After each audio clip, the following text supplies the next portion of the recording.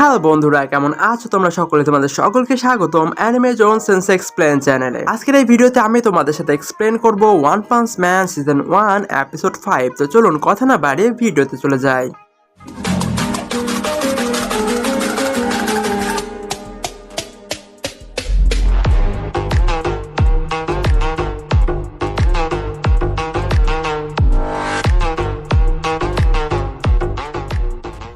এপিসোডে প্রথমে দেখানো হয় হিরো অ্যাসোসিয়েশনকে, যারা একটা মিটিং করছে এবং তাদের আপকামিং হিরো এক্সামের জন্য প্রস্তুতি নিচ্ছে। এইদিকে সাইটামা পৌঁছে গেছে হিরো এক্সামে এবং সেখানে সাইটামা এক্সাম দিবে এবং এক্সামের সকল রেকর্ড সাইটামা ভেঙে ফেলে, কারণ তার শক্তি অনেক বেশি। সাইটামা ড্রেসিং রুমে ওয়েট করছিল তার এক্সামের রেজাল্টের জন্য এবং সেখানে জেনোস চলে আসে এবং তারা দুজনে রেজাল্ট পেয়ে যায়, যেখানে জেনোস ক্লাস এস র্যাঙ্কের হিরো হয় এবং সাইটামা ক্লাস সি র্যাঙ্কের। তাদের দুজনকে একটি কনফারেন্স রুমে বসানো হয় এবং সেখানে স্নেক নামে একজন হিরো আসে এবং তাদের দুজনের ইন্টারভিউ নিতে থাকে। স্নেকের কথায় সেই দুজন একদমই পাত্তা দেয় না এবং সাইটামা ভাবতে থাকে সে রাত্রে কি রানবে। স্নেক হিরো অ্যাসোসিয়েশনের মেম্বারের সাথে কথা বলে এবং সেই মেম্বার বলে যে জেনোস অলরেডি এস র্যাঙ্কের হিরো, তোমার থেকে অনেক উপরে এবং সাইটামাও তোমাকে ধরে ফেলবে। এই কথা শুনে স্নেক জেলাস হয়ে যায় এবং সে সাইটামার কাছে চলে যায় সাইটামাকে মারার জন্য, বাট সাইটামা তাকে ভর্তা বানিয়ে দেয়। এরপরের দিন জেনোস সাইটামাকে বলে তাকে ট্রেনিং করাতে এবং তারা দুজন একটা উপত্যকায় চলে যায়, যেখানে তারা দুজন ফাইট শুরু করে। জেনোস তার সব শক্তি একসাথে লাগিয়ে দেয় সাইটামাকে মারার জন্য, বাট সাইটামাকে